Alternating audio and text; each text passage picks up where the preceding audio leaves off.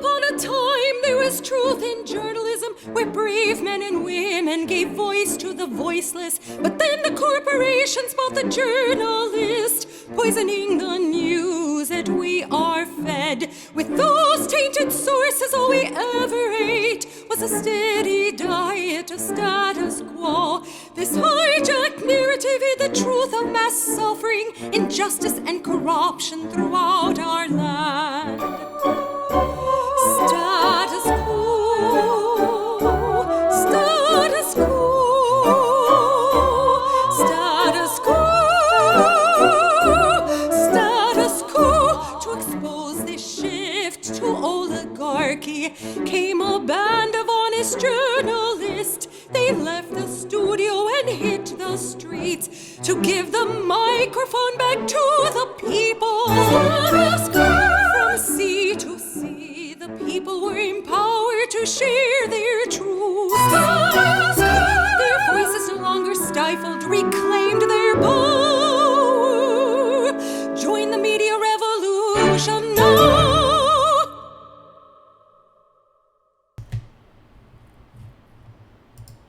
Hey there, Jordan Sheridan live from the mothership, Status Coup in the house. Hold. I think we're good.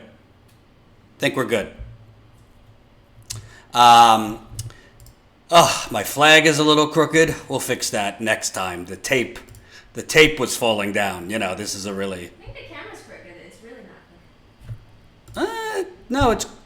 See, the flag isn't crooked, but it's crooked in the frame, so that's what counts. But the important thing is we're still rocking here at Status Coup. It is, what's today? Thursday, April 2nd, 2020. A lot to get to, and we are, I think, going to be up against President Trump and his press conference, which is getting more deranged by the day, so I think you'll be better informed here, frankly, than watching President Trump. We got 160 people watching right now. I need every single person watching right now. Every single person. Smash that like button. It's a thumbs up button right under the live stream. The more people that press the like button, the more people that will see this very live stream. And because we are living in the United Corporations of America, YouTube is suppressing us mightily. So you could do your part by pressing that like button. This is also a super chat. Status Coup is not immune to the economic effects of the coronavirus. We have unfortunately lost members. We hope to gain some new members today. So press that like button. If you got 16 cents a day, that's how much it costs to become a Status Coup member. And for all of you kindly asking about our big story, I don't want to get angry at the beginning of my live stream, so I'm not going to get into it. But Jen and I are on the case. It is coming out soon. Don't be mad at us. It's out of our control, and we are taking actions to get it out. Jen could tell you more in the super chat. The super chat. But this story's coming out one way or the other. It's like when you're constipated. You know what I mean? You gotta do whatever you gotta do to get that out. It's coming out, and it's a lot better than that. So, I want to start. Sadly, over 5,000 Americans have died at this point from the coronavirus. This is a pandemic that is getting worse by the hour. Frankly, they call it the novel coronavirus because we really don't know everything about this virus, you know? For a while, they were saying, masks don't necessarily protect you from getting the virus. Now they're starting to say, well, maybe everyone should wear masks. This is the CDC. Now there's reports, again, just reports, that even it's not just that you could get it through hands, somebody's hands or touch. You could get it just from somebody breathing it out and you walking past that person, right? So, Jordan, I signed up for text alert for your live stream and I got no alert. La chingona. Thank you for that. We don't send out a text every single time because these text messages, you'd be shocked, are kind of pricey. Jen, what are they costing us? Like $30 every time we send out a text message? So we kind of pick and choose where we send out the text messages. We didn't send out a text for this. But as we grow, hint, hint, sign up, statuscoup.com/join, we're going to send more text messages. So we don't know truly, even when they're telling you this is what you do to protect yourself, we don't know if the things we're doing, wearing a mask, wearing gloves, sure, it's better than not doing it, but we don't know everything about this virus. We don't know how far do you really need to stand.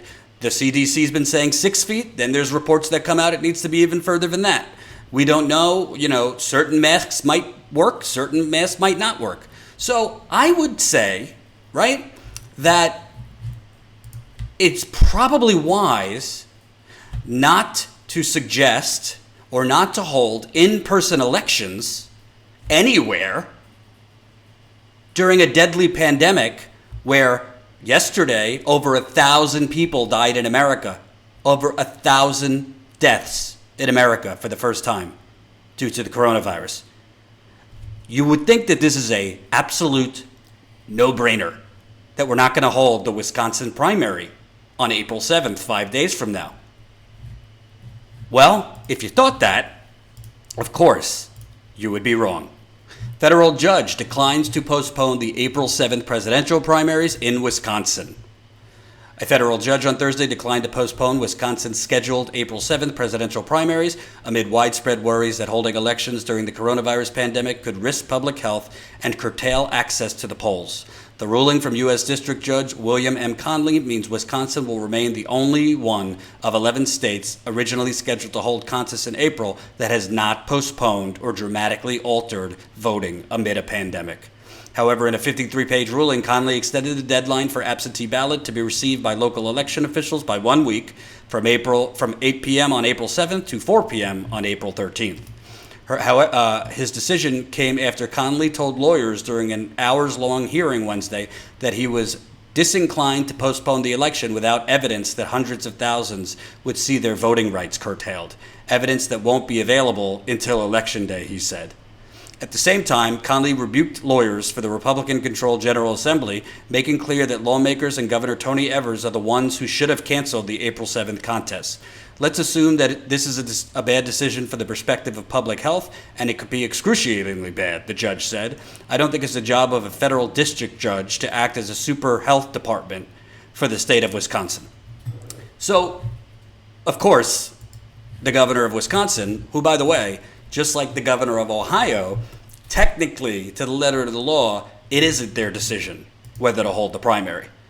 It's the state legislature's decision whether to hold the primary.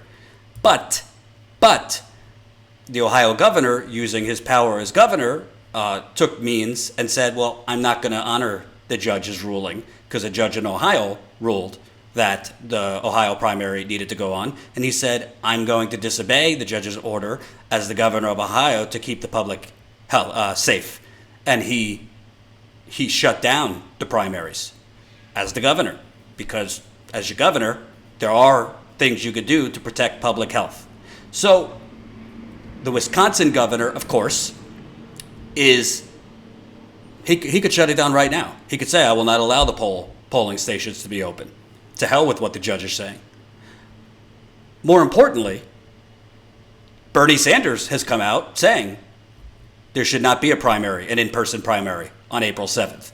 He has said there should not be a primary on April 7th. What does Joe Biden say about this?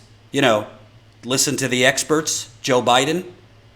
What does he say about this, whether there should be an in-person primary during a deadly pandemic where over 1,000 people died yesterday?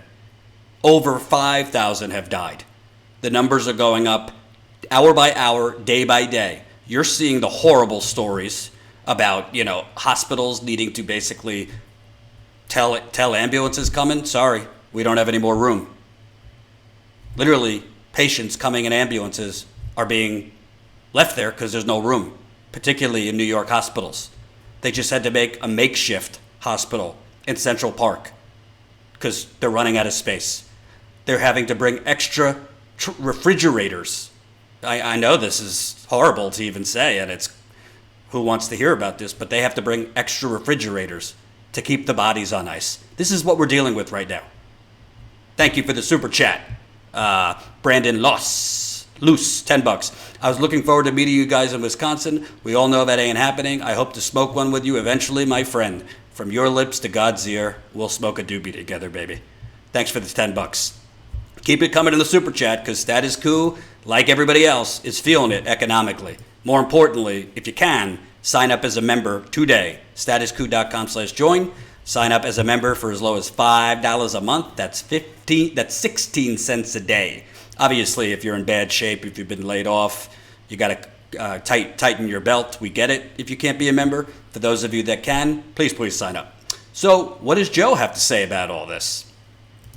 Joe Biden does not call on Wisconsin officials to postpone the Tuesday election. Quote, a convention having tens of thousands of people in one arena is very different than having people walk into a polling booth one at a time.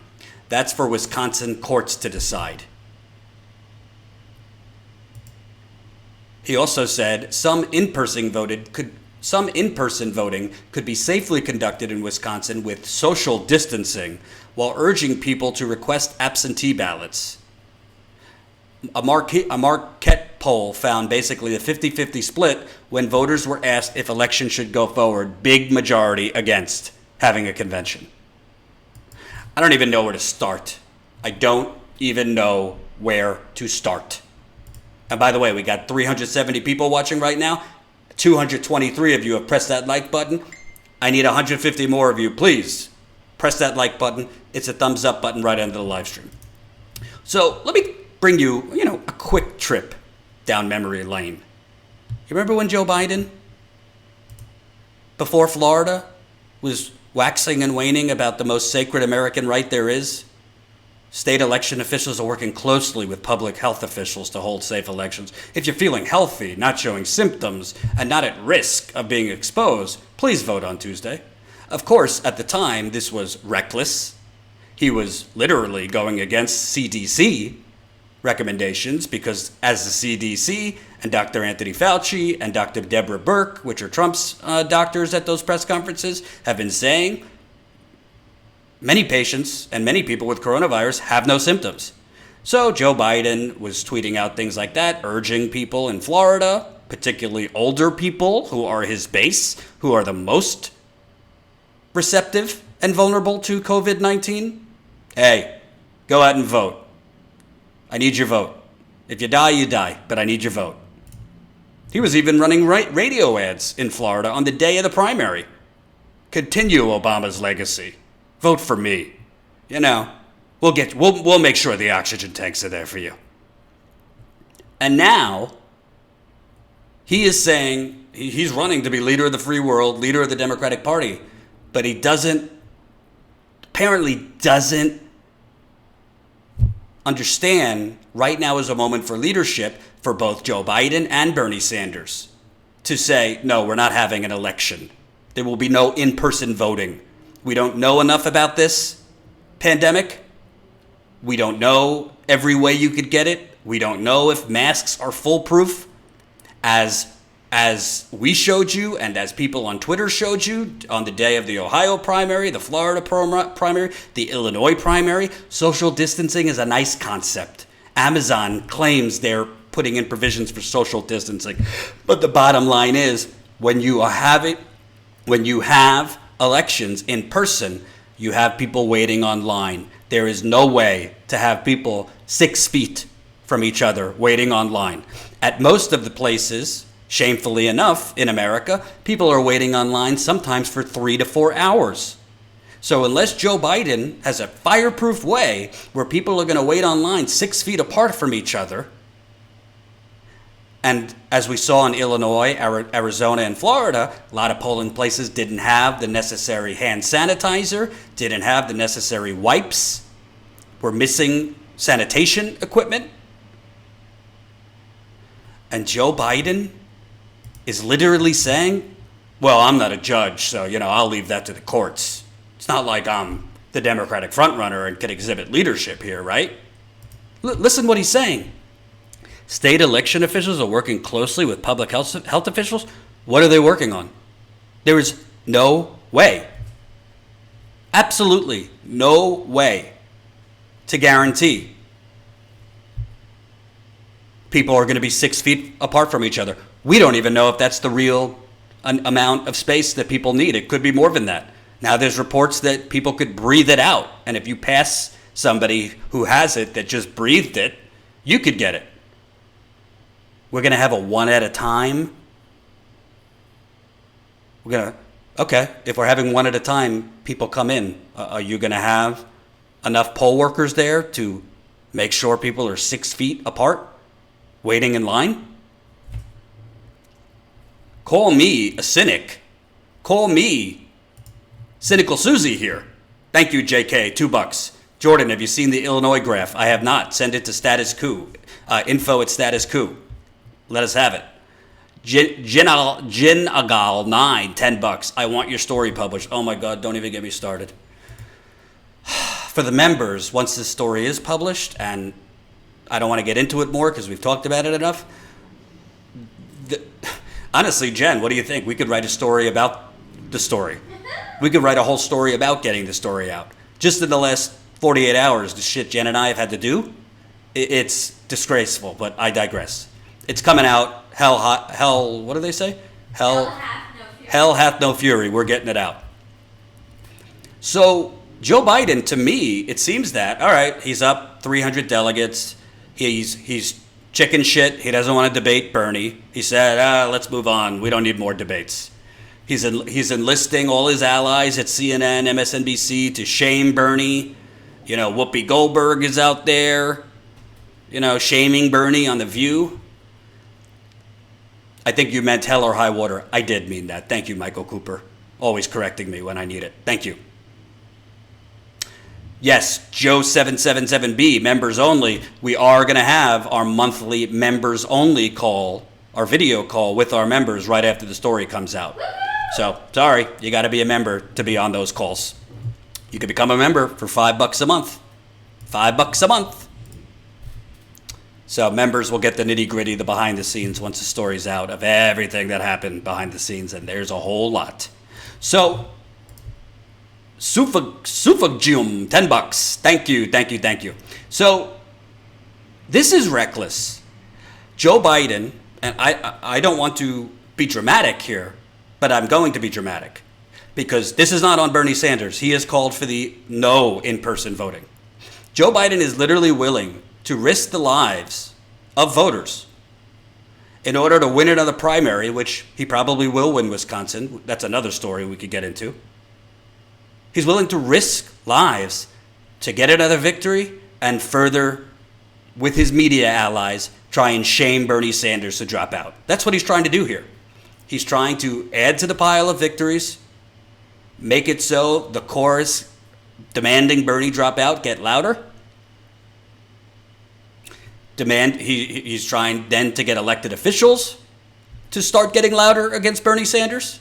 They're going to then, if Wisconsin goes forward, if Joe Biden wins, they are going to then turn around and paint Bernie Sanders as the one risking American voters' lives by refusing to drop out, thus us having to continue holding primaries. That's exactly what's going to happen.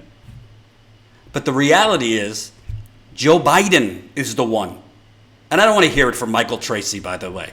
Michael Tracy, but Jordan, Bernie Sanders' campaign manager during a live stream told voters to go vote in Ohio, Florida, and Arizona. Yeah, I saw the live stream. He made a comment that suggested for people to go vote. He didn't urge people to go vote, and Bernie Sanders quickly shut him down. That's what I saw. Bernie Sanders' campaign on those days, Arizona, Florida, and Illinois, literally sent out text messages telling voters it's a personal choice. Not exactly a vibrant get out the vote call, Bernie Sanders' campaign. And now he's saying these elections shouldn't happen in person. So Joe Biden, he don't give a shit. He's willing to risk people's lives to get another victory. And by the way, this isn't like my opinion. We already know that the decision to hold the Florida primary has already. Two Florida poll workers tested positive for coronavirus. This was 5 or 6 days ago. I saw an article where a third Florida poll worker tested positive. But how do we track in Florida, in Illinois, in Arizona? How do we track how many other poll workers have been tested positive in those states? How do we track how many new cases of coronavirus in Arizona, Florida, Illinois? How do we track if those new cases, how many of them contracted it the day they went out to vote in those states? There's no way to track it. But I would venture to guess there's a good amount of people that went out to vote that contracted coronavirus in those states, particularly in Florida, since, frankly, it's a lot of older folks.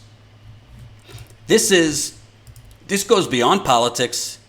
This goes beyond, neoliberal versus progressive. This is sociopathy. I'm trying to say he's a sociopath, but sociopathy. Sociopathy. My childhood learning disability is coming back. Mr. Methuselah, $20. Thanks for the work that you and your team do. Thank you. Thank you. And Mr. Methuselah, oh my God, you people in the live chat, you wait. Jen and I have a lot to talk about, to tell you, and we soon will. So, sociopathy. Thank you, Nofera. Not the best with pronunciation sometimes. So, but that's not even the kicker here, folks. That's not even the kicker. And remember, we got 470 people watching right now. We have 341 of you have pressed that like button. Smash the like button. We need every single person watching right now. Smash the like button. It's right under the live stream. The more people that press that thumbs up button, the more people that will see this very live stream. It's very, very important. Somebody just said she's a new annual member. When will you get the link for the members call? You will get the link for the members call the day of the members call. So don't you worry. If you're a member, you will get the link for the members call. But that's not it.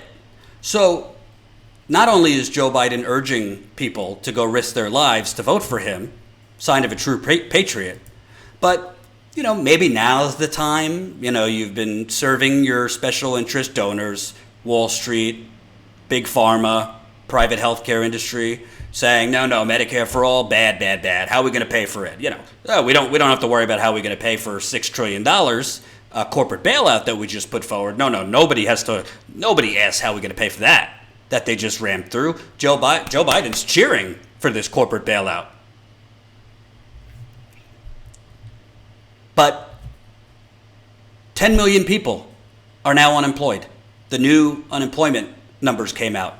6 million. 6 million claims this past week. To go with another 3.5 million, I believe. The first is it? Jared Sheridan's here, my younger brother. Welcome. Leave a super chat, Jared. So, the jig is up. How could you, with a straight face, make the claim that right now Medicare for all would not help this situation? There is 10 million people that have been laid off and filed unemployment. That's not to mention however many have been fired that haven't yet filed unemployment. So Medicare for all would not help those people? Well, according to Joe Biden, nope.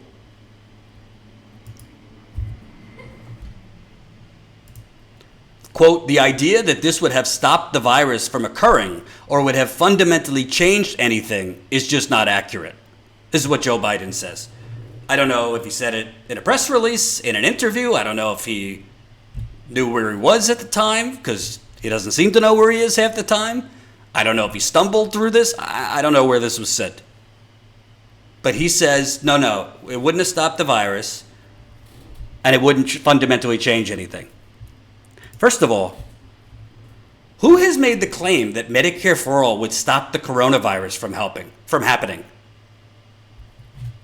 This is trying to prove a negative bullshit. Who made that claim? Jared, my brother? I know you could figure out how to leave a super chat. I know you could do it. Jared works for the enemy, by the way, but we'll let it slide. So, oh, he said it today on this press conference? I didn't see that press conference. Did he sound coherent, senile at the moment, or How was he sounding? I didn't see it. So let me get this straight. Okay, nobody suggested that it would have stopped the coronavirus from happening, but putting that stupidity aside.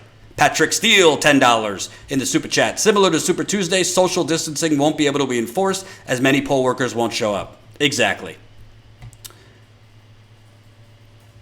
10 million people no longer have their health care because, ridiculously in America, health care is linked to your job. So Joe Biden is saying, no, Medicare for all wouldn't help them. Well, what are those people supposed to do? There's three options right now. You with me? Maybe some of you in the live chat are in this boat. You either get COBRA, which in New York is $600 a month. By the way, COBRA is $600 a month just to have it. Then you have to pay your normal deductible for the health insurance you have. All COBRA allows you to do is keep your company that just laid you off, keep your health insurance from that company.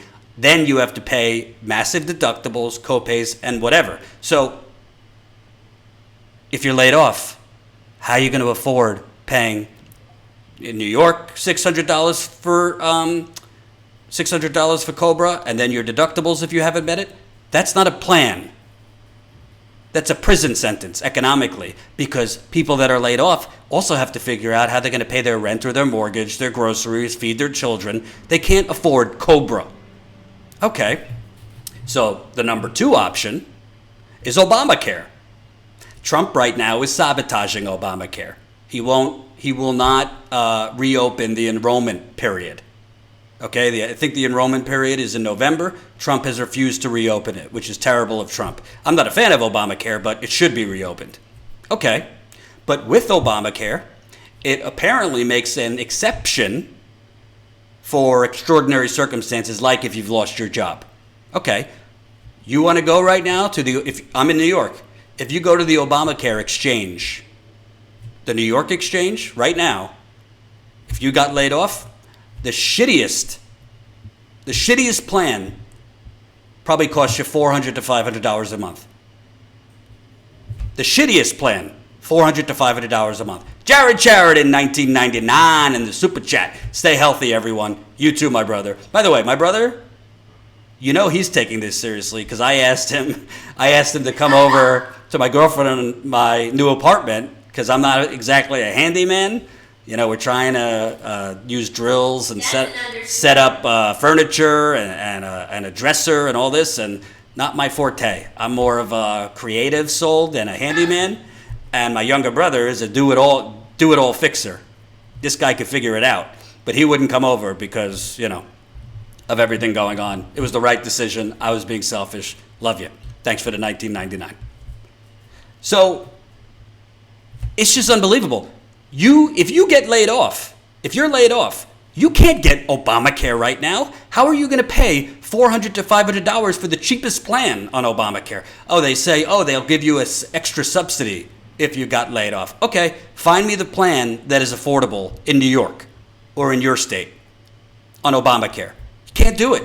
You cannot find an affordable plan because you need that plan to be affordable enough where you still have to pay your rent. You have no money coming in if you've been laid off. You got to pay your rent or mortgage. You got to pay, student loans. You have your normal bills with no money coming in. Oh, I'll get the Affordable Care Act for $300 to $400 a month. Are you kidding me? Carl Knight, $10.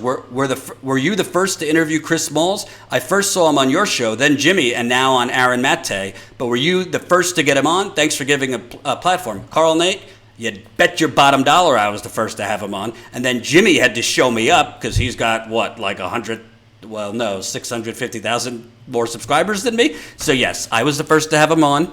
Then Jimmy had him on. I actually interviewed early another Amazon employee, not airing it because we have to do a better job of blurring out his face and distorting his voice. I have put out a call to Amazon workers because I want to interview them, but we definitely want to, for those that don't want to show their identity because they don't want to lose their job, we have to protect their identity. So Colin is going to edit that tonight to make sure we blur out this guy's face, distort his voice so his job is protected. However, he told me this plant in Pennsylvania 7 positive cases, they think it's closer to 15, the workers. So wait for that. And I'm going to get to Amazon in a little bit. I want to stay on this for a second. Jared, and another $9.99, telling me I was right. You were right. I was wrong. Riley Robertson, $1.99. Can Bernie progressives call for a general strike? You think Bernie's going to call for a general strike when he can't even stop calling Joe Biden his friend? Come on. It would be nice. Cheery, I'm just going to call you Cheerio. $10. Biden is utterly disgusting. Bernie has continuously failed to stand up and fight against Biden and the Democratic Party. I am a psychologist. I will not vote for a man clearly in cognitive decline. Hey, I think pretty soon the term cognitive decline is going to have to go out the window. This is clearly something different than cognitive decline. And why this is so dangerous is Trump has to be defeated. He has to be defeated. Like, Donald Trump is responsible for this mass number of deaths. He's not responsible for the coronavirus, but if he would have listened to his health experts, if he wouldn't have gutted the pandemic office, which was put in by Obama, that could have had us prepared for something like this. Of course, you're never going to be prepared totally for something of this magnitude, but Trump was being told by his health advisors in January, this is coming to America. We need to start preparing now. He called it a hoax. So Trump is responsible for the fact that we were not prepared. Trump is responsible for the fact, by the way, it's not just Trump. You want to know something that is a major, that shines a major light right now that Bernie's not even talking about? If he was still actually competing against Joe Biden, he would bring this up. Why do you think it is that we have such a shortage of masks, that we have such a shortage of ventilators, that we have a shortage of everything, and we're relying on China to send it to us? Maybe because we made a trade deal with China and other trade deals that offshored all of our manufacturing in America. Jared, my brother, who doesn't follow politics, I'm explaining it for someone who doesn't understand. God bless you. We made trade deals that sold our manufacturing jobs to China, Mexico, and other countries. So nothing is actually made here in America anymore. So if you worked in Michigan, Wisconsin, Ohio, Pennsylvania, Illinois, a lot of other Rust Belt states, masks and things like that, they used to be made right here. But Joe Biden and the Democratic Party went along with the Republican Party to sell it all to the lowest bidder, China, Mexico, and other countries. I'm not knocking the Chinese worker or the Mexican worker because they're being exploited just like you and I. It's not their fault. They're trying to earn a living, and it's a shitty living because they're getting paid slave wage. But our politicians are why we don't make anything here anymore, because they sold you, the American worker, man and woman, they sold your jobs to other countries. Bernie's not even bringing this up. So here's what I say about this. Not only is Joe Biden completely full of shit, Joe Biden, by what he's saying, by saying Medicare for all wouldn't make a difference here, Joe Biden, I have to assume, if elected president, what happens when the next pandemic comes? There will be another one, and it might be different. One might be a health pandemic. What happens when the inferno comes? The inferno meaning climate crisis. I don't call it the climate crisis, I call it the inferno. What happens when mass climate refugees come? What happens when the hurricanes, we're having about 3 or 4 massive ones? What happens when that doubles? What happens when whole cities are flooded? When whole communities are flooded? You don't think people are going to get laid off then? You don't think we're going to be stuck in our rooms, our homes? You don't think businesses are going to get shut down? Is Medicare for all not going to help then? It's just insanity. It's disgusting. And honestly, if the American people, frankly, not you, but if the older people voting for Joe Biden, frankly, weren't so blinded and programmed by the media, they would realize the very entitlement that they have right now, that they paid into and they deserve, they are depriving their children and their grandchildren's generation. Not you, because we do have a lot of older viewers that are with it and aren't part of the problem. They are depriving their children and their grandchildren from having the basic protections that they have. All because Chris Matthews and Rachel Maddow and Wolf Blitzer and Jake Tapper and all of these fucking morons told them Joe Biden was the most electable. That's the reality. And by the way, we almost have 600 viewers, 476 likes. Can I get more likes? Press that thumbs up button. And by the way, it's not only my opinion. Here's an article. 453 rural hospitals are failing right now. Medicare for All would save them. Our for-profit healthcare system isn't working for rural America. More than 120 hospitals have closed since 2010. According to a new report from Chartis Center for Rural Health, another 453, almost 1 in 4, are at risk of failing. Corporate health insurers can't provide coverage to meet rural patients' needs, and it's endangering the bottom line of rural hospitals. Medicare for All would save them. In congressional testimony, Dr. Jessica Banthin, Deputy Assistant Director for Health, Retirement, and Long-Term Analysis at the Congressional Budget Office, explains that enacting single-payer Medicare for All could keep rural hospitals afloat. Everyone would have good coverage, and hospitals would be compensated at Medicare rates or better for the care that they deliver. Hey, guess what? This was written before coronavirus broke out in America. How are rural hospitals doing right now? If you live in a rural area, you know the answer to that. It's just, and you want to know something? I know what's coming, folks. I know what's coming. I know that myself and others are going to be attacked. We're going to be blamed. We're going to be preemptively blamed for Trump winning re-election. Just criticizing Joe Biden at this point. They're going to call you a Russian asset. They're going to call you a MAGA person. They're going to call you this, call you that. Listen. I can't be a seasonal progressive. I can't turn off I can't turn off truth. I can't turn off how I would criticize Democrats and Republicans. And by the way, I was going to talk to Jen.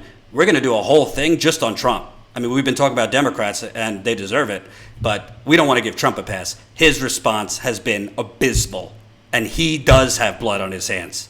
Joe Biden couldn't answer it. Donald Trump does have blood on his hands. His ineptitude, his cutting programs, his ignoring his advisors, his getting his medical intel from Fox News rather than experts is the reason this has gotten to the point it's at now.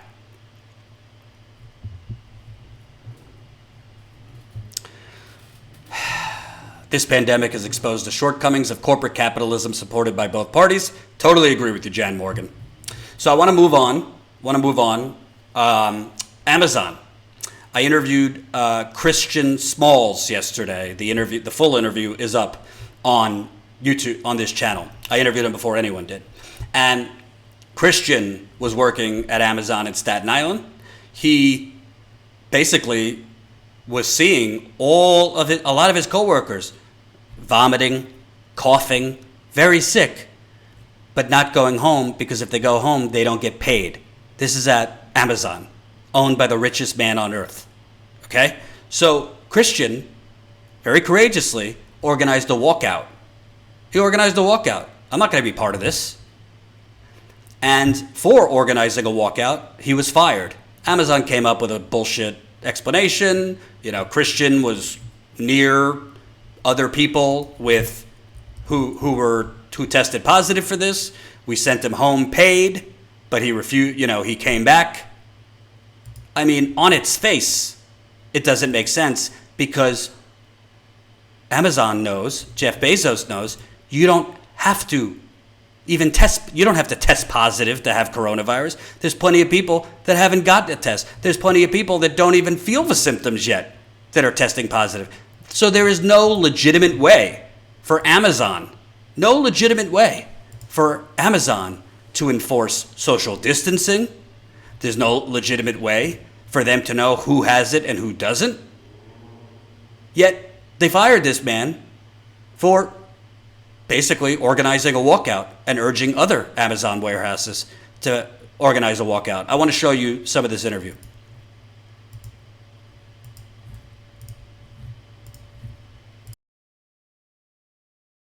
That was retaliation for me organizing this quarantine paid leave. I have right now.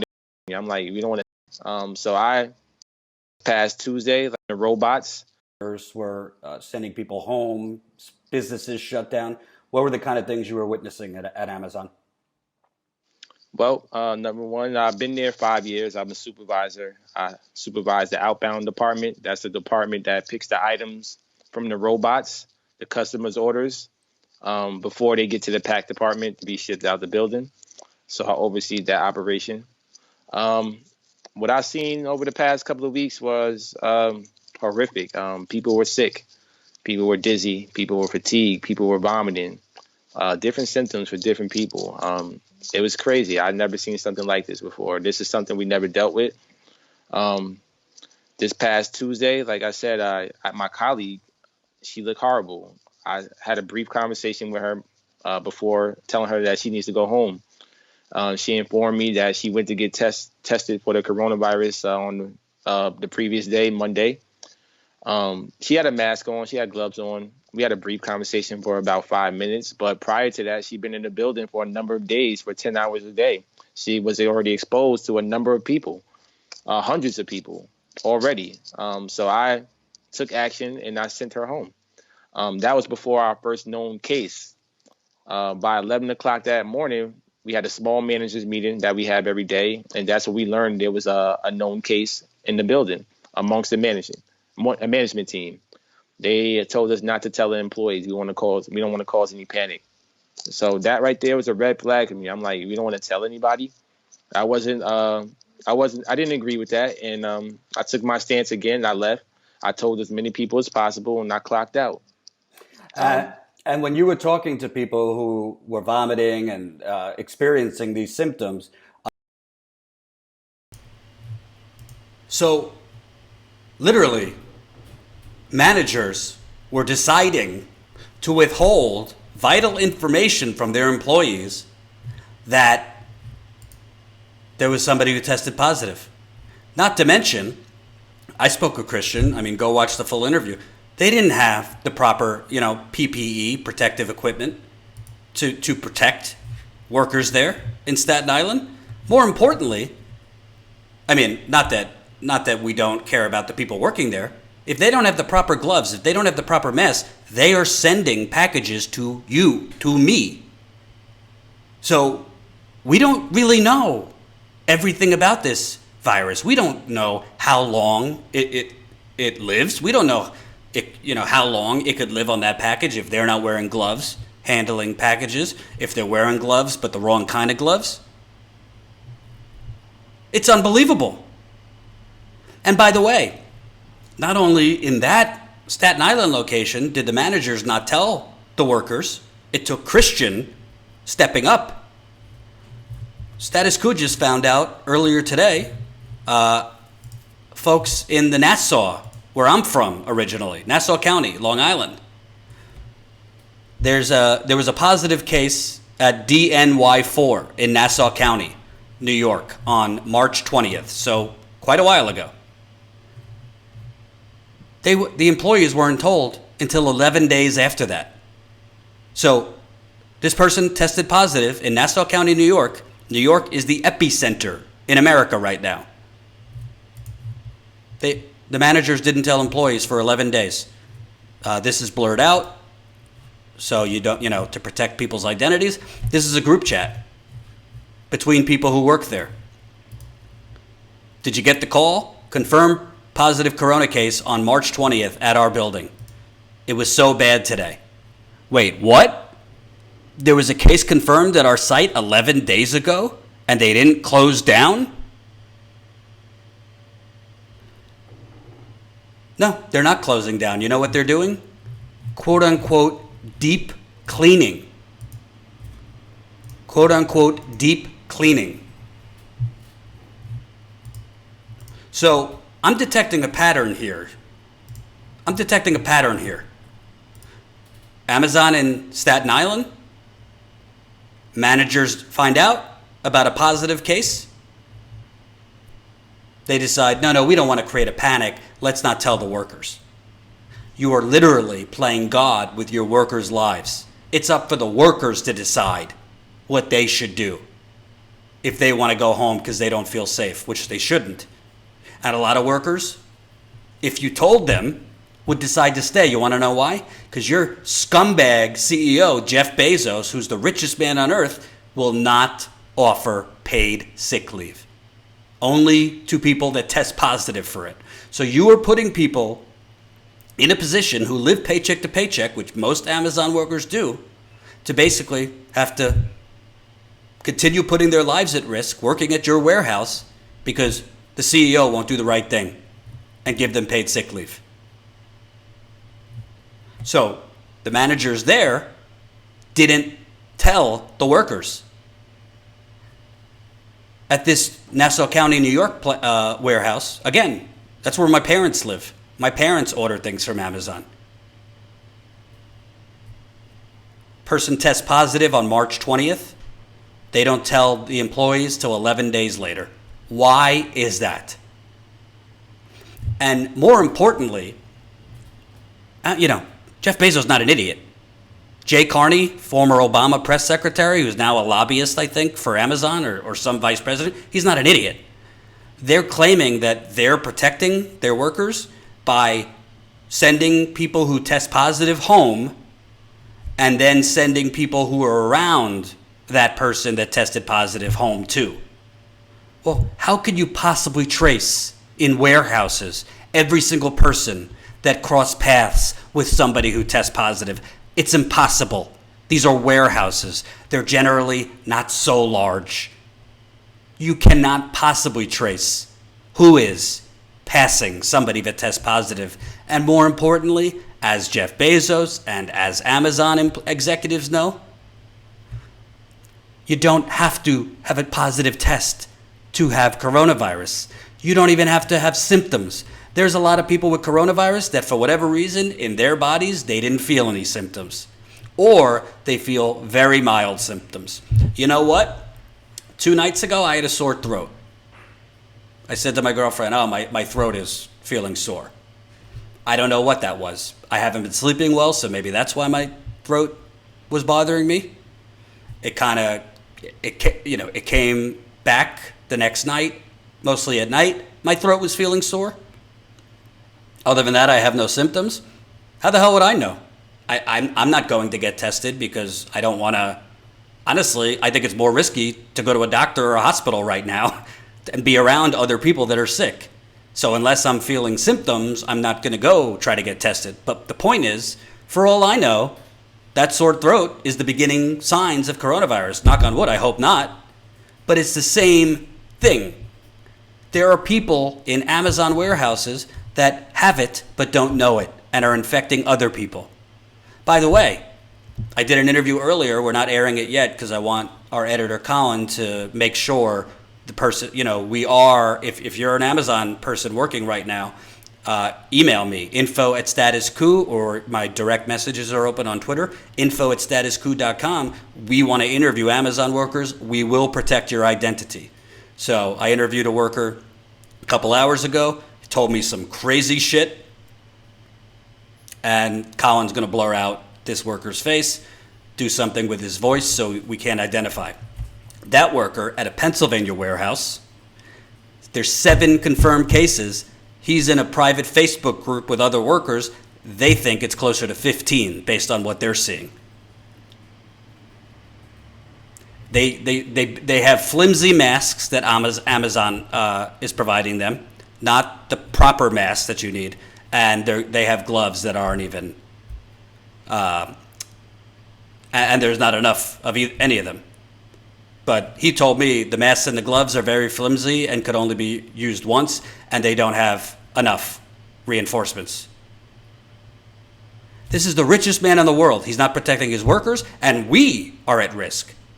So I asked Christian, well, God forbid, but if people start getting sick at Amazon and dying, should Jeff Bezos be prosecuted?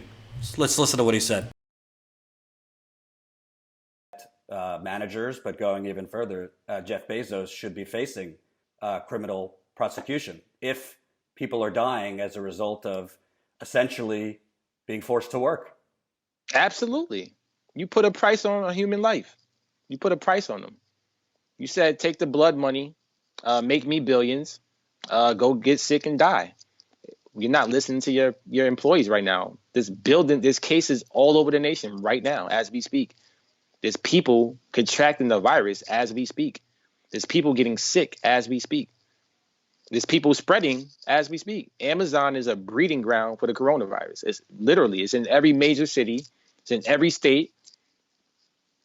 It's only a matter of time. If I'm the government, shut them down.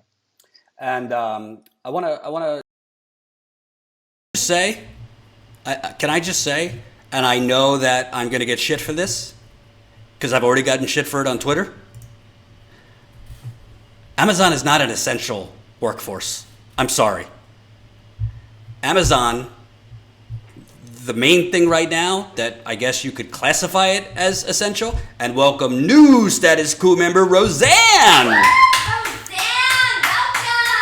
We are now at 1,837 members. Keep it coming. Statuscoup.com/join. You can become a member for as low as $5 a month, or simply put, 16 cents a day. Keep signing up. We need to grow. We want to get to 2,000. We have lost members because people are getting laid off and then having to cancel. So we hope we could gain more members for those of you that are in the position to support real independent journalism. Bottom line, Amazon's not an essential workforce, okay? If Amazon was able to deliver enough masks for people, enough gloves for people, enough hand sanitizer for people, I might amend my statement. But as far as I could tell, that's not the case. So if people have to wait a little longer to get whatever it is you order for Amazon during a pandemic from other places, then that's what should happen. And by the way, this is a different topic, which would take me too long to get into right now. Right now, what we're experiencing, the fact that Amazon and these warehouses are continuing to be open, is part of why it is so dangerous and it is so corrupt, why we need to seriously alter the monopoly laws in this country, the antitrust laws in this country, because Amazon has put so many other businesses out of business because they are a monopoly, and the government and the politicians that are bought off by Jeff Bezos have allowed this monopoly to grow and grow and grow and continue to decimate the competition. They are able to make the case that Amazon is a, quote, what do you call it, essential workforce right now? Because there's not enough competitors to Amazon. Because Amazon has been allowed to put mom and pop stores out of business left and right. It's disgusting. Killing EB, $10, thank you, in the super chat. But the point is, and I'm putting the call out here. If you work at Amazon or you know someone that works at Amazon, email us, info@statuscoup.com. info@statuscoup.com. We want to talk to Amazon workers. And hey, if you work at Walmart, if you work at Target, if you work fast food, and there's terrible conditions right there, they will not pay you if you go home. We want to hear from you too. info@statuscoup.com. Jen and I have been doing some interviews. We want to do more. If you are an Amazon worker, if you're a fast food worker, if you're a Walmart worker, and you want to talk to us, but you don't want to lose your job, we will protect your identity, we will blur out your face, and we will distort your voice. So you don't have to worry about that.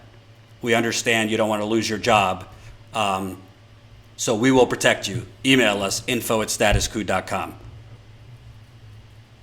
But it's disgusting. And you want to know something? The cases are going to go up at Amazon warehouses. From what we're seeing and what I am reporting, the workers are being told about cases 11 days after they happen in this particular Nassau County Amazon, or they're not being told at all at the Staten Island Amazon warehouse. And the cases are going to go up, and some of those cases, sadly, those people are going to die because Jeff Bezos is an evil oligarch. And politicians allow it.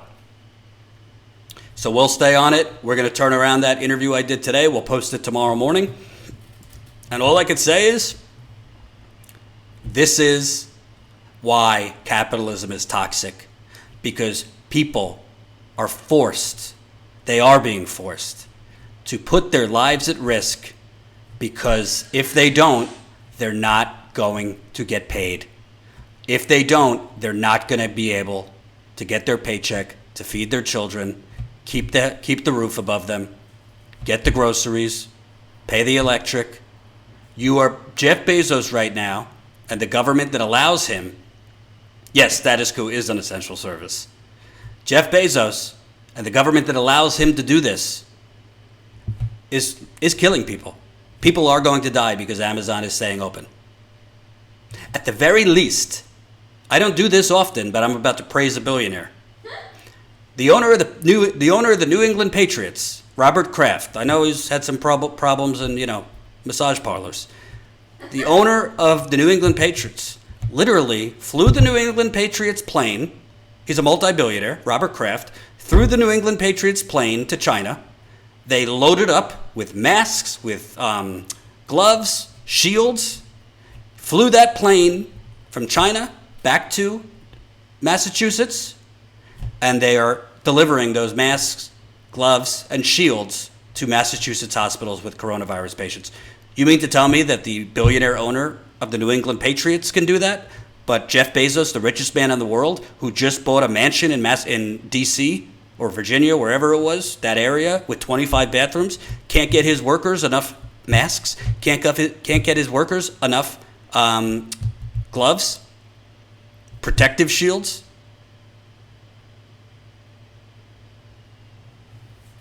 Jordan doesn't give me anxiety stomach. Dor does. Jimmy and I actually have been texting today. Woo! Woo! Jimmy. I love Jimmy. We're friends, but boy, I think that Bernie's a fraud and sellout talk is a little too much, if you ask me. And I told him so. He thinks I'm a Bernie bro who will never criticize Bernie, even though I criticize him every day here, but I digress. Still love him, but I think he's going off the reservation slightly, just to be honest. I didn't hear Jimmy or any of those people calling Bernie a sellout and a fraud when Bernie won Iowa, New Hampshire, blew out everybody in Nevada, and was on 60 Minutes as the front runner, and everybody thought he was going to clinch the nomination. They weren't calling Bernie a fraud or a sellout then.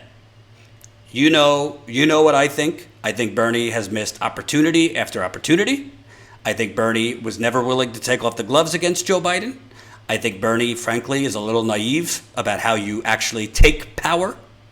I think Bernie should figure out, have a higher standard for friends, because Joe Biden shouldn't be his friend. I think Bernie, frankly, was never going to be the leader to execute a hostile takeover of the Democratic Party. But Bernie is not a liar. He's actually one of the only politicians that tells the truth. He's certainly not a fraud. I think that's ridiculous. And he's not a sellout. And I tend to have an issue with people who are, on the Bernie train when everything's good. But then when the bottom falls out, he's a fraud, he's a sellout. No, we could have legitimate criticisms of Bernie, which I bring to the table every day, and I've actually lost viewers for even daring to criticize him. But when you go with this, he's direct, he's a sellout, he's a fraud, get the fuck out of here. It's a lot easier to be like a YouTube host or somebody ranting on Twitter. If off the reservation is a slur, I'm sorry, I didn't mean it that way. I won't use it again. Thanks for calling me on that. By the way, I have reached out to Native American reservations to see how they're doing, so I'm trying to get all the information from Standing Rock Sioux, Cheyenne River, and other tribes so I could do a report on that. Because let me tell you something, the tribes are in real trouble with coronavirus. They barely have ventilators at these Indian hospitals, all especially in the Great Plains. They do not have the proper equipment they need because the federal government doesn't give a shit about Native Americans, as we know. So, yeah, I don't go along with this. Bernie's a fraud. Bernie's a sellout. Bernie's a this. No, and I get it. There's some YouTube hosts, including Jimmy, that are tend to be a little bit more angry and brutal. But the bottom line is, there's also other, there's legitimate things that Bernie did wrong. He had a major opportunity, and I've gone over this with my viewers. It is political malpractice that before the South Carolina primary, Bernie Sanders was not running ads showing Joe Biden lied repeatedly about his civil rights record. I could tell you, I'm not a black person, but I've interviewed a whole lot of black people in South Carolina and elsewhere, and older African Americans. If they saw that ad, their minds, many minds, would have been changed. Because older African Americans, no African Americans, but older African Americans, they don't like white folk exploiting their civil rights records.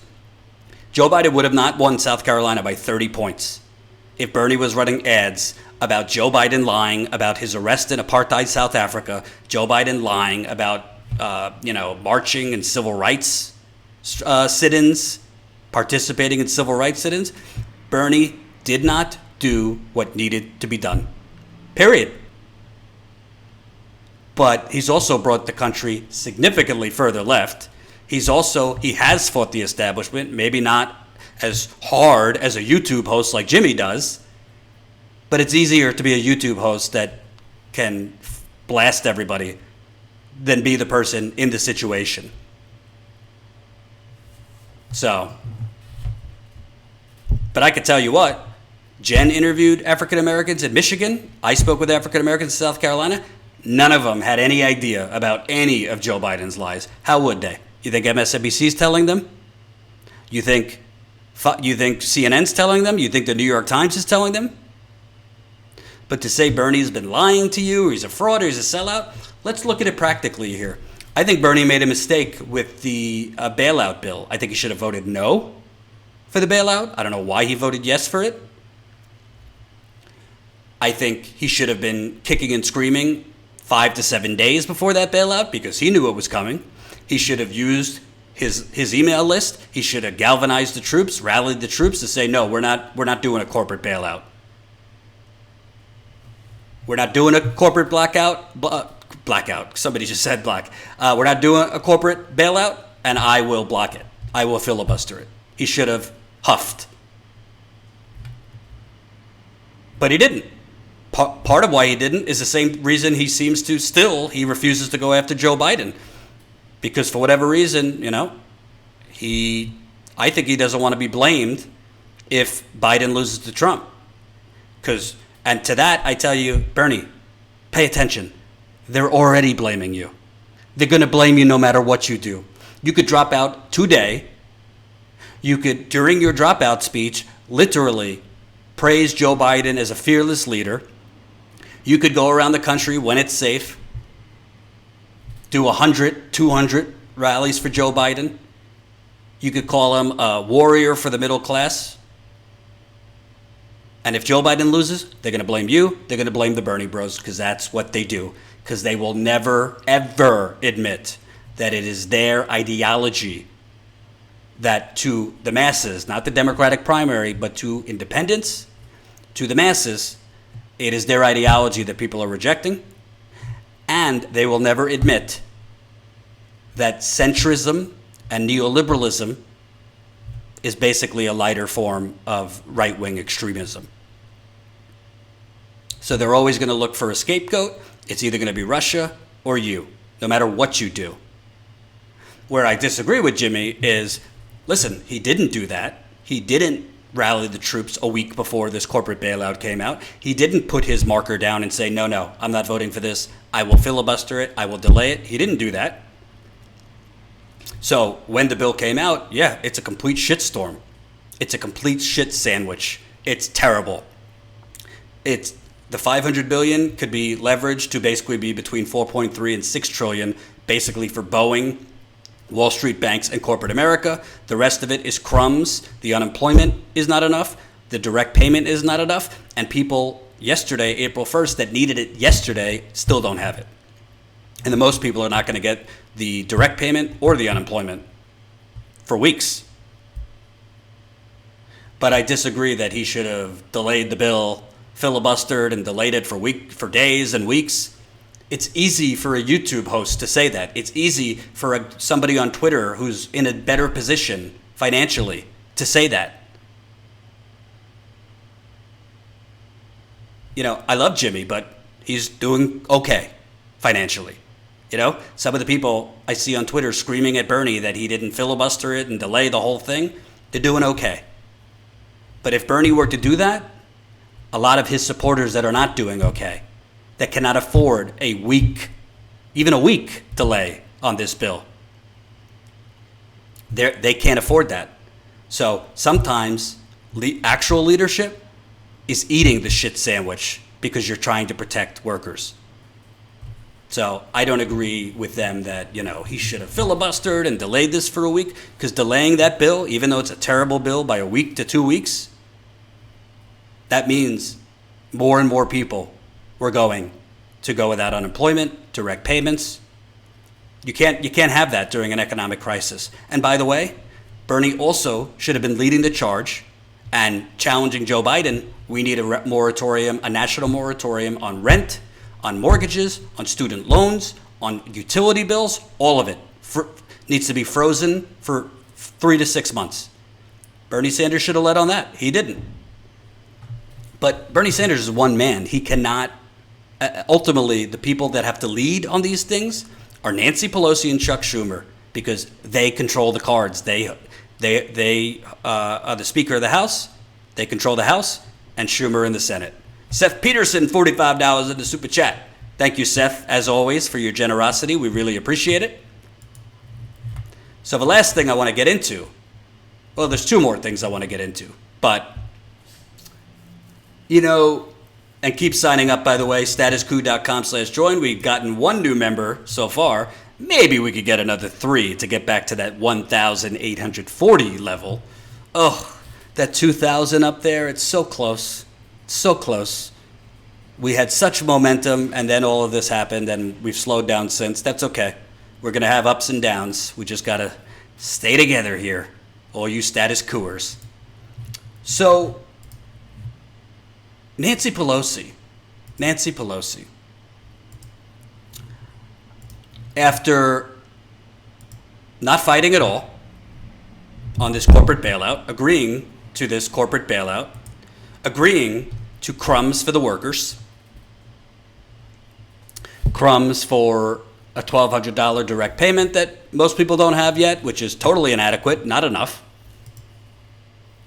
The unemployment is not enough, and unemployment offices all over the country are now being overrun. They can't even process the claims fast enough for you to get it. After handing over a $500 billion corporate bailout that could be leveraged 10 times to reach closer to $4.3 trillion, estimates between $4.3 and $6 trillion. After agreeing to feeble provisions like an inspector general will oversee it. Now, the sheriff's coming to town. Nancy's coming to town. She's calling for a select committee. Oh, you remember a select committee? What was that they did a select committee for years ago? Democrats and Republicans came together for a select committee. And if they didn't come to an agreement, there was going to be automatic cuts across the board. Thank you for the super chat, James Carvalho, $5. Gotta love SC, Jordan and Jen. Now Nancy's calling for a select committee to oversee Trump's administration's distribution of more than $2 trillion in coronavirus relief funds. The committee is Pelosi's most aggressive effort. Oh, so aggressive. Yet to streamline the House's efforts to hold President Trump accountable for his implementation of the massive coronavirus response. I don't even want to read anymore because it's so fucking pathetic. First of all, Jason Milton, $5. Jordan, I just lost my job. My college classes got canceled, and I live in a state that hasn't even got a chance to vote yet. And Biden is the DNC winner? Question mark. Winner by default, yes. And I'm sorry to hear you lost your job. Thanks for the $5. Don't give us money if you're in a tough spot, but we appreciate it if you can. What's amazing to me, Nancy Pelosi is insulting your intelligence. First of all, I don't give a shit how many members are in this select committee. I don't particularly care who they are. Bernie Sanders could be on this select committee for all I care. Because it is going, like everything else in Washington, it's going to be toothless. Just like the Consumer Financial Protection Bureau that was put through by Warren at first, created by Warren. Once the Republicans got into control, they watered it down to the point where it's useless.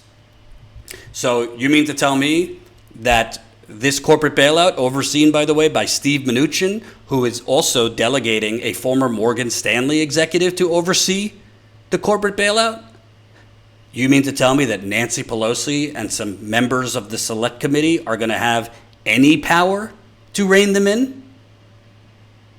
Give me a fucking break. Give me a break. Donald Trump is already stripping. Mnuchin and Trump have already stripped away some of the quote-unquote safeguards or oversight. They've already been peeling that away. There's been reports that they're taking away oversight from it. Welcome new Status Coup member, Jonathan. We are now 1,838 members. Welcome to the party, Jonathan. Maybe we can get another couple before we sign off. It's just pathetic. It's totally pathetic. Nancy Pelosi, you know what might have been a little bit more effective, Miss Speaker Pelosi? I don't know, not agreeing to a $4 trillion corporate bailout in the first place? Putting your foot down, you do control the House of Representatives. They couldn't pass it without the House, and saying, no. We're going to have separate legislation. You want to talk corporations? Fine, we'll talk corporate America later. The first bill is going to be a robust direct payments, $2,000 a month, every month until this crisis is under control. Unemployment for people who need it, an expansion of SNAP benefits, an expansion of Social Security. I know this is just pie in the sky, fairy tales. No, we are not agreeing to a corporate bailout, period. And you know what? The country would have rallied around you, because I don't think the majority of Americans actually think the first order of business was bailing out Boeing or Wall Street. But because Nancy Pelosi is corrupted by the same donors Trump is corrupted by the same banks that criminal Mnuchin is in bed with. Remember, Steve Mnuchin should have been put in jail. If Kamala Harris, as Attorney General of California, would have went after him, Steve Mnuchin presided over illegal foreclosures as an executive at, One West Bank? I might be getting the bank wrong. He's a criminal, so of course he's the Treasury Secretary. Tisha Carley, $4.99. Glad to be a member. The articles are on point. Looking forward to joining the call. I am looking forward too. And all I could say, folks, and I know you're frustrated with me because I've been teasing this story and I've been teasing this story. We're frustrated too. Jen and I had a conversation earlier that wasn't easy for either of us. I know I'm being vague, but we had to make a decision today. It was kind of a gamble, but I think it paid off, fortunately. So the good news is we're going to have resolution soon.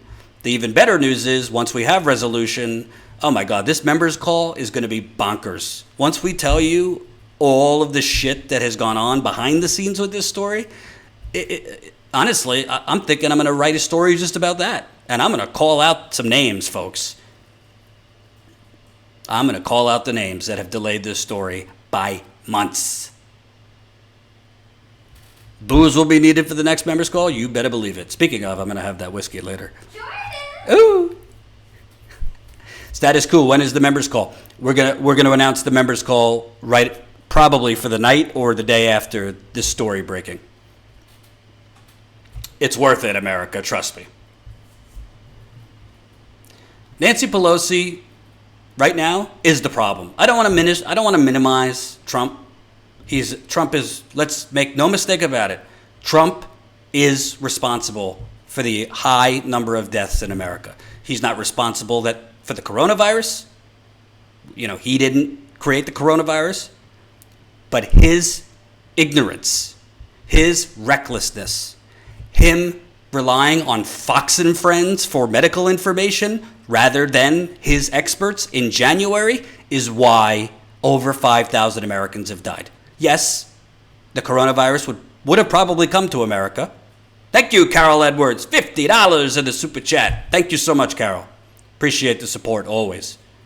I'm not saying it wouldn't have come here, but if we had prepared 2 months ago with the ventilators, with the masks, with this hand sanitizer, making sure we had enough medical personnel, getting retired personnel out of retirement early and prepared, having a mobilization system before,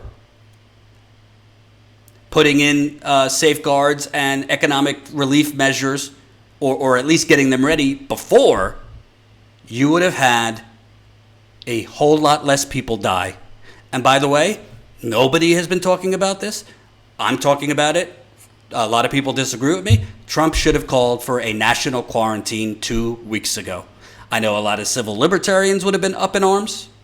I know a lot of progressives would have been up in arms. It goes against what I believe. But in this particular situation, it shouldn't have been a state-by-state guidance. You shouldn't have had some states like Florida run by fucking idiots allowing people on the beach. New York, the media has been making Governor Andrew Cuomo the next Jesus of Nazareth. But the reality is Governor Cuomo is doing a poor job here in New York. He has refused to call for a quarantine in a state that has the most diversity of any state in the country. New York City is a melting pot. There's a lot of people from Europe and China that travel to New York that could have been bringing coronavirus. I'm not knocking those people. I'm not knocking Chinese people. I'm not knocking anybody. But the point is, he should have called for a the governor should have called for a quarantine here 2 weeks ago. Yes, it's not pleasant to be forced to stay in your home for 2 weeks, but it would have shortened the lifespan of the virus. Donald Trump should have called for a national quarantine, but because all of these people think first about the economic effect and not about the minimizing the amount of lives lost, because the United Corporations of America, hail to the flag behind me, because this is the United Corporations of America, we think first about jobs and the economy rather than saving as many lives as possible. And because, ironically, because they think about the economy first and not taking the proper, immediate, drastic measures. Yes, I know it's a drastic measure calling for a national quarantine. Because they refuse to do that, it's actually going to fuck the economy harder and longer in the long term. And welcome, new Status Coup member, Antonio. Welcome, Antonio. We are now at 1,839 members. Keep it coming. Statuscoup.com/join. Can I get 1,840? Can I get 1,850?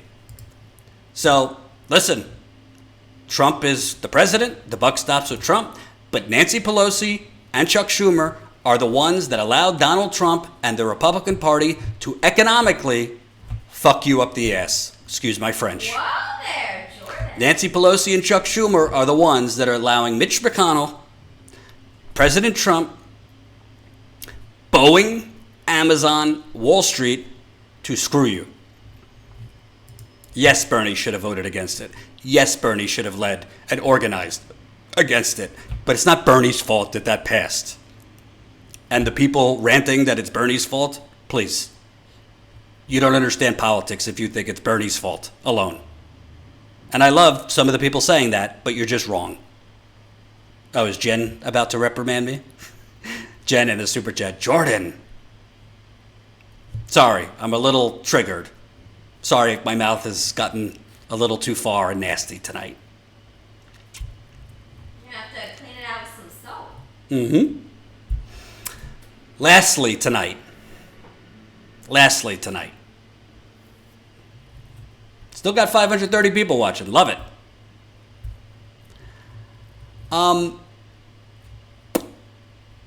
This New York Times piece was really something. And I tweeted about this earlier. And if you've never watched, if you got time in these trying times, if you're home, definitely watch. Jen texted me, no saying what I just said again. Yes, dear. I won't say it again. Manufacturing consent, watch it and read it. Noam Chomsky. But this New York Times piece was really, really unbelievable. The New York Times, I guess, contacted a lot of older voters to see why did they go with Biden.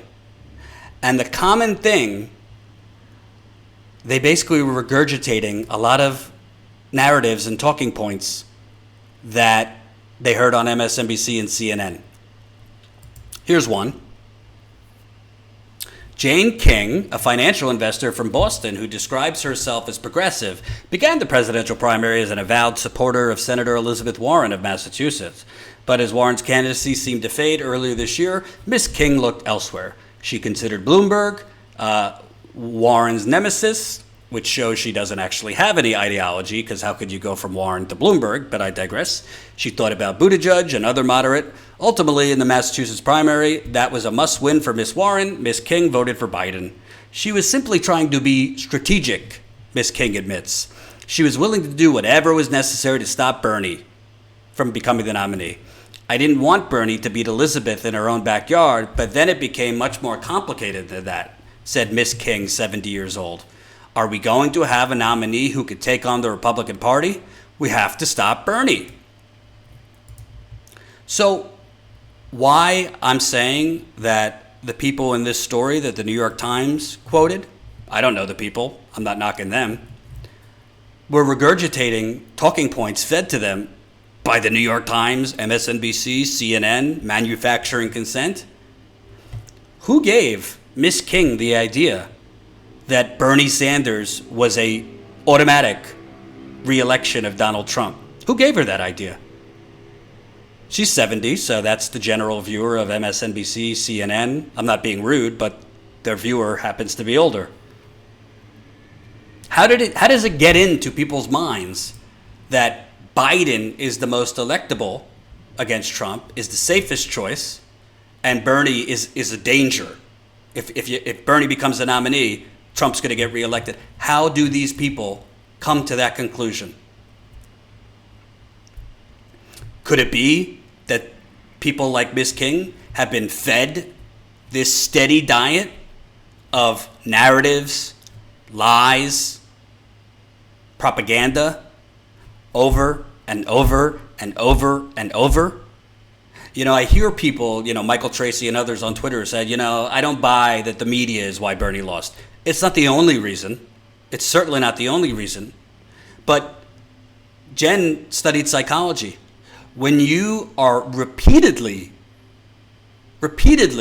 fed narratives as fact, narratives as understood truth, narratives as common sense. Of course, Biden's the safest choice. Oh my God, Bernie is socialist. He'll get crushed.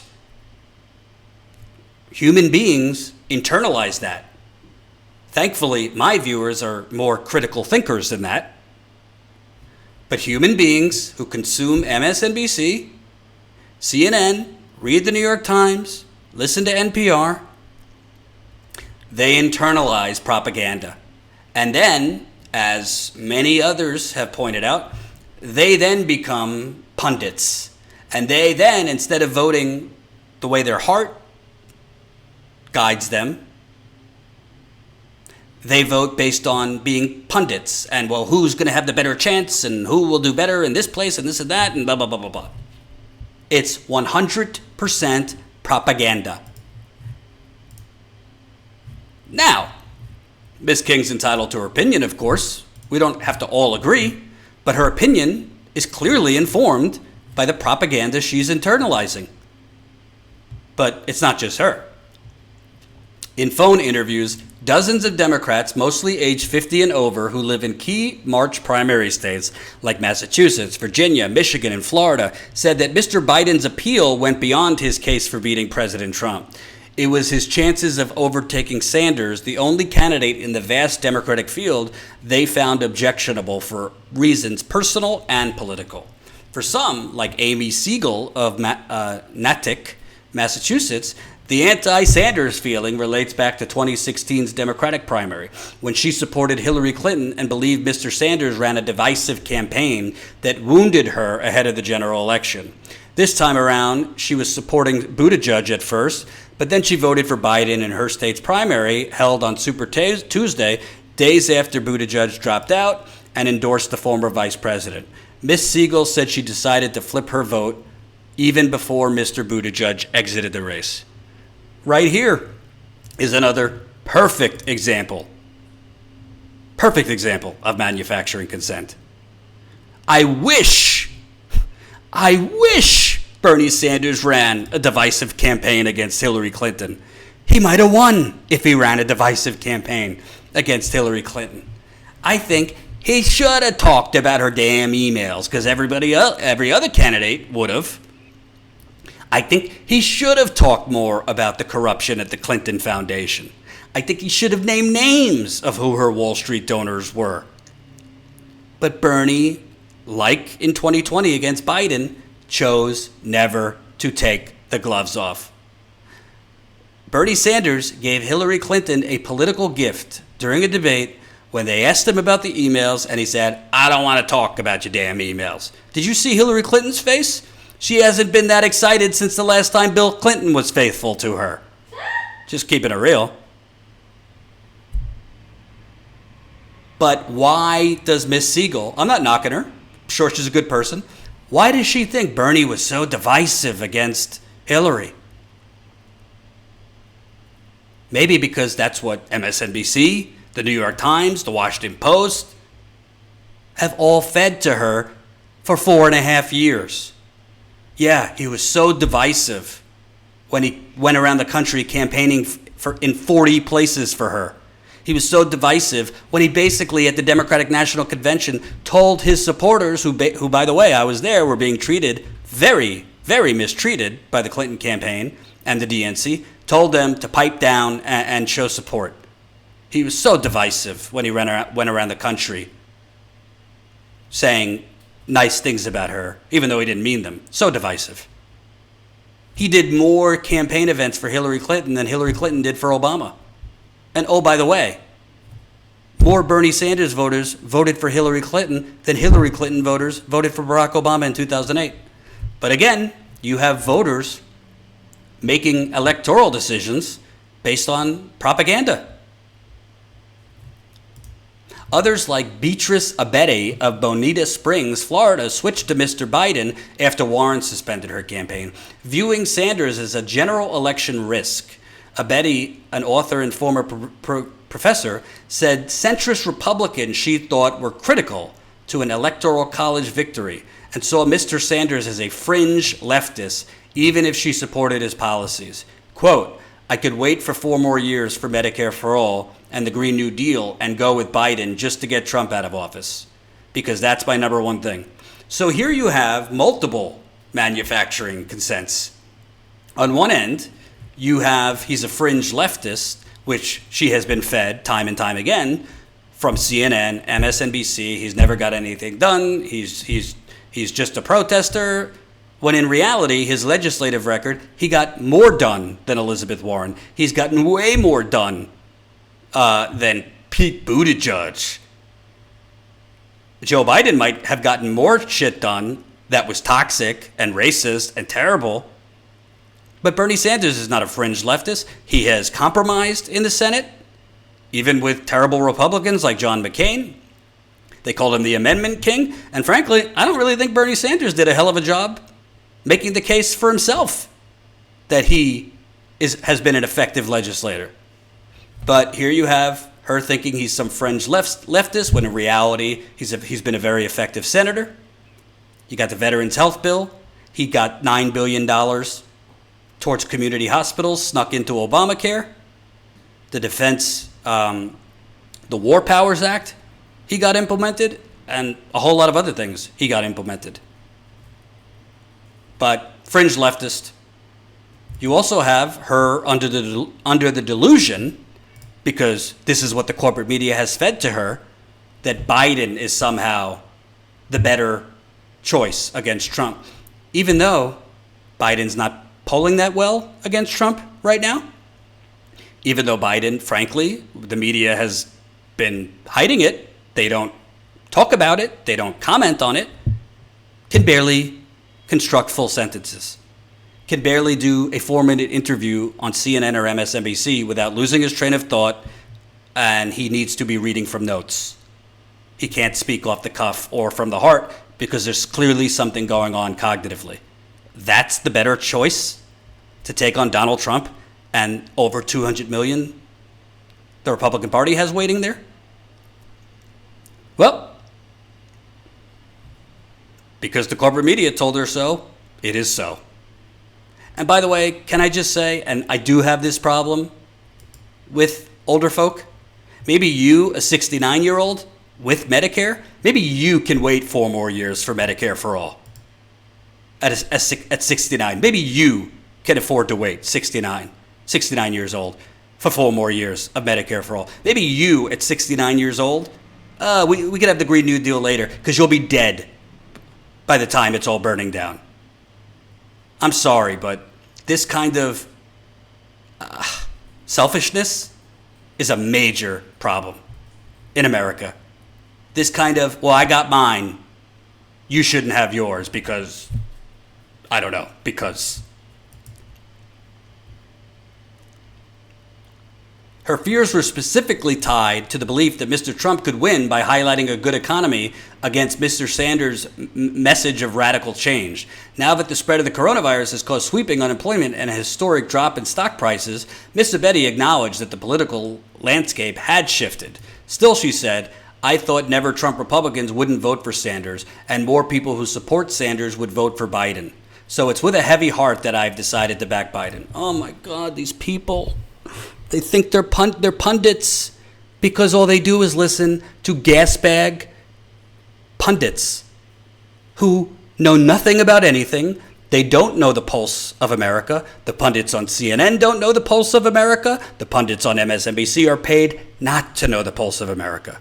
So, oh God, this poor lady. And I know I'm mad at her, but at the same time, I feel bad for her. Miss Abedi, let me spell it out for you, okay? These never Trump Republicans, yeah, they're not going to vote for Bernie Sanders. You know who else they're not going to vote for? Joe Biden. You want to know how we know? Because they didn't vote for Hillary Clinton in 2016. Because they're full of shit. There is no such thing as moderate Republicans anymore, ma'am. Moderate Republican is Nancy Pelosi. Moderate Republican is Chuck Schumer. Your idea of a moderate Republican is really a Tea Party radical. That's how far things have moved in the last decade. So, yeah, they're not going to vote for Bernie Sanders, the moderate Republicans. They're also not voting for Joe Biden. I'm telling you. Maybe Bill Kristol will, but the majority will not. They'll either stay home or vote for Trump. And you know what's a bigger voting bloc than the moderate Republicans to court? Latinos, which is the fastest growing demographic in America, that Bernie Sanders was crushing with. Younger voters, yes, I know during the primary Bernie wasn't as successful as he thought he would be, but I think during a general election 101, I think Bernie Sanders would have a much better chance at bringing out a record number of young people than Uncle Joe Biden, who is talking about his record player and can't finish full sentences. But this is what manufacturing consent does. It makes you go against your heart to go with your brain that has been brainwashed by Rachel Maddow, Wolf Blitzer, Nate Silver, and the rest of these gas bags. And you want to know something that's so striking? I'll put the article in the super chat. There's not one person that they spoke with, not one, who actually said that they support Joe Biden because they support Joe Biden or his policies. It's all basically just like, well, you know, this is what will work. This is what will defeat Trump. None of them support Joe Biden because they support Joe Biden. And you want to know how you lose elections? With that kind of low enthusiasm. And what I thought was striking when she said, you know, with the economy doing well, Bernie's a liability because Trump's going to be able to use the good economy up against Bernie's, quote, radical ideas. Okay, I don't agree with that, but putting that aside, so you think it's less of a liability for Trump to be able to go against somebody who is, whatever you want to call it, a verbal diarrhea? Who they are already, the Republican Party is already tweeting out and putting out press releases, mocking Joe Biden after his interviews, pointing out where he's stumbling and forgetting where he is and forgetting his train of thought. You think it's going to help to go with somebody against Trump that literally has said, I like when children rub my hairy legs? That there's video of him sniffing young children's hair? Maybe, in fairness, maybe that voter and those voters don't know about it because MSNBC and CNN, which they watch, don't report it to them. So in fairness, they might not know about all of Joe Biden's liabilities because they're not being informed by the media that they consume.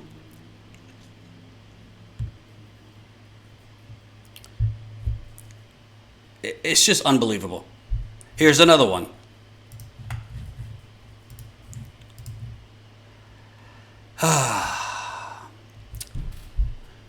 But some of Mr. Sanders' vulnerabilities were self-inflicted, and voter interviews and exit polls from states that held their primaries in March suggest that problems existed on the ground level. Ahead of Sanders' presidential run in 2020, his campaign did not concern itself with smoothing tensions among voters who supported Mrs. Clinton in 2016. He did not seek the endorsements of many party leaders who were always unlikely to back him, but could have been swayed from being openly antagonistic to ambivalent. As a result, after a strong finish in Iowa, no, he won, and wins in New Hampshire and Nevada, Mr. Sanders did not benefit from an assumed truth of presidential campaigns, that early state victories help bringing in voters from other factions. Instead, people like Lori Boner of McLean, Virginia, said Mr. Sanders' performance sent them searching for a candidate who could stop his rise, and after the South Carolina primary, they landed on Biden. Mr. Boner, 57, said she switched her support from Buttigieg to Biden the night Biden won big in South Carolina. This was before Mr. Buttigieg had dropped out and endorsed his former rival. I guess after New Hampshire, it became clear Bernie's going to win, so are we going to stop him or are we not? And then South Carolina came that Saturday, and that provided an answer and a way out.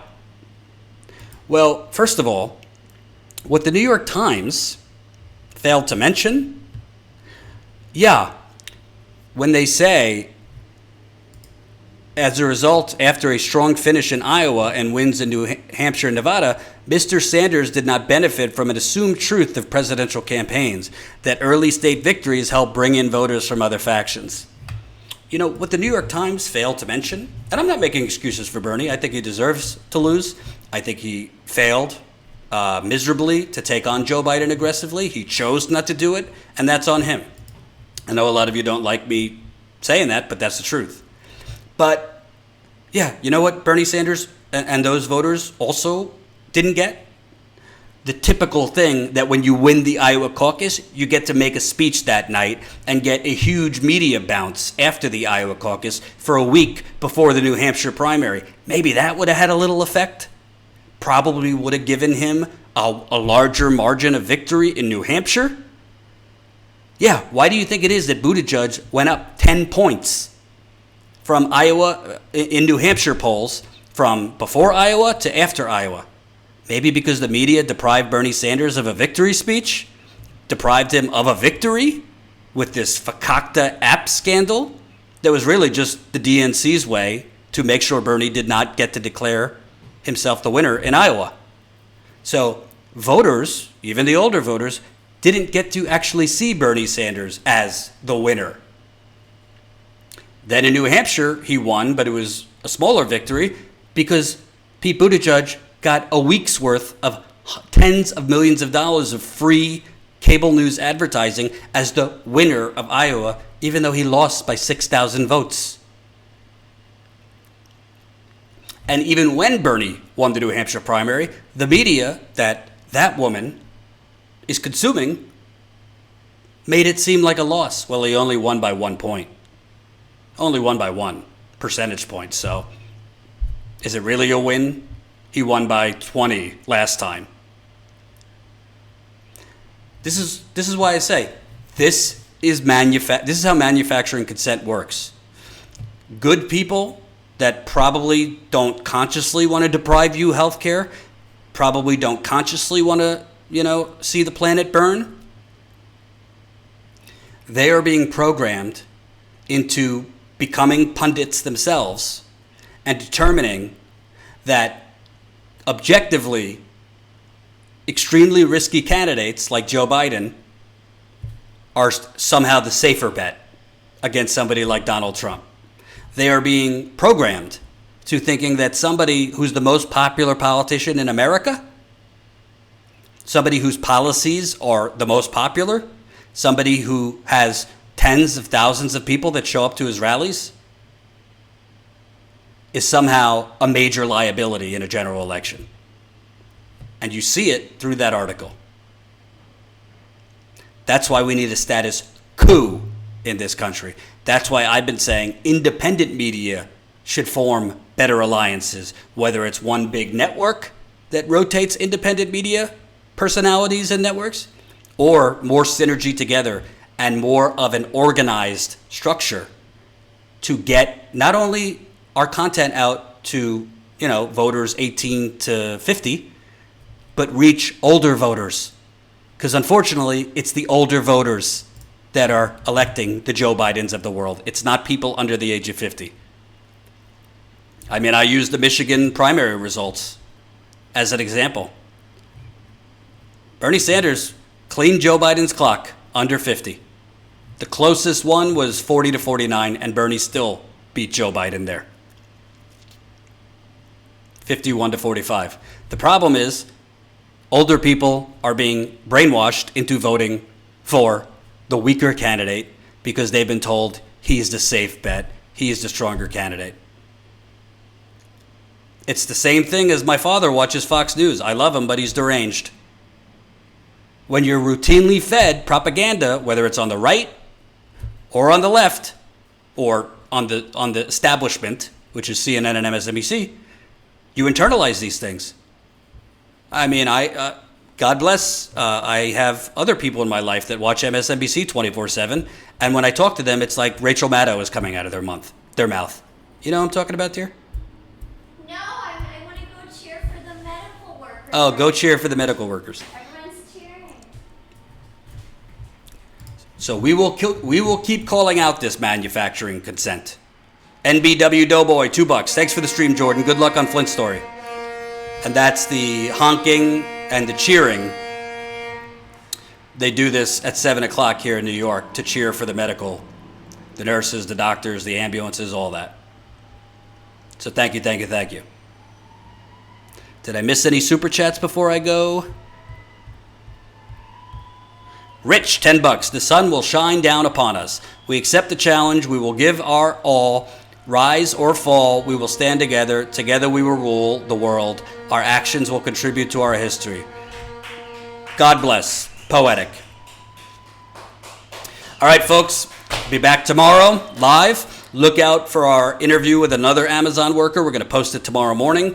We are blurring this worker's face. We are distorting this worker's voice to protect their job. If you are an Amazon worker, if you know other Amazon workers, we want to hear from you. Email me, info@statuscoup.com. Email info@statuscoup.com. We will interview you. We want to know what's going on at your warehouse. We want to know what's going on. And we will blur you out, and we will distort your voices to protect your jobs. We also want other coronavirus stories. Have you been laid off? Are you being forced to go into work? Are you being threatened by your employer? Go into work or you don't get paid, or you're going to get laid off. Whatever it is, message us. So that we could interview you. We can't interview everybody, but we will definitely try to interview as many as you as we can. I missed Ide Marie super chat. I don't know what you said. Jonathan Silva left a super chat as a new member, and Austin Patton. Yeah, it's a problem. It's hard to sometimes. The super chats go so quickly. I miss them sometimes. Let's see. Who did I miss? Honkin'. If I missed your super chat, email us info@statuscoup.com, and I'll read it tomorrow on the show. Sorry if I missed your super chat. I'm trying to do a live show and read all of them. Sometimes I miss, but email us info@statuscoup.com, and I will read your super chat tomorrow if I missed it today. Thank you for watching. Keep signing up as a Status Coup member, statuscoup.com/join, and we will obviously go live if anything breaks before 4:30 tomorrow Eastern time. Peace out.